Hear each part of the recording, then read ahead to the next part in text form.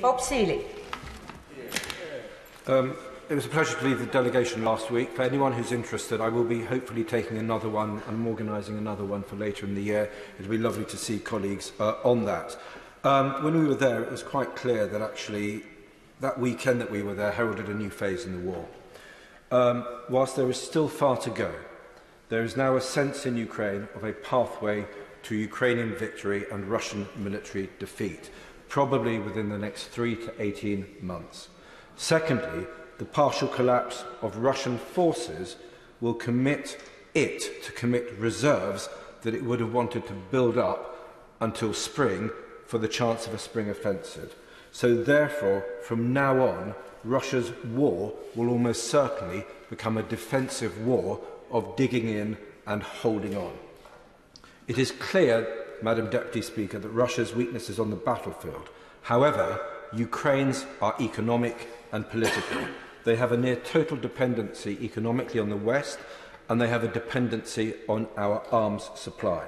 It is quite clear that Putin will try to break this alliance and gain a political victory where he cannot seize a military one.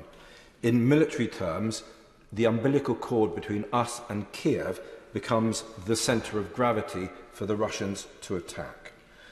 This explains in part Putin's decision to threaten the use of nuclear weapons, to annex territory in Russia, and the mobilisation.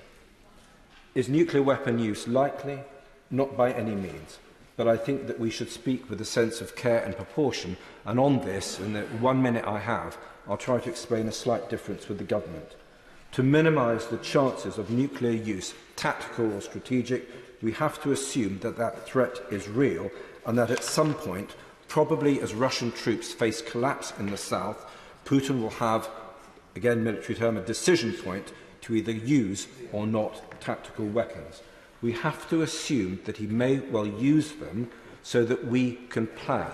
That is the purpose of assuming use, so we can plan. To say he is bluffing means that we don't have a plan, and we will again, as we've been doing since 2007, be playing catch-up with a disastrous situation with a fascistic Russian state. Hope is not a strategy. Keeping your fingers crossed is not a policy.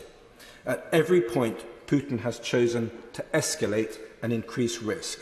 There is no sign that he will do anything different now. In short, we need to maximise the chance of avoiding tactical use that will kill thousands by planning for it now.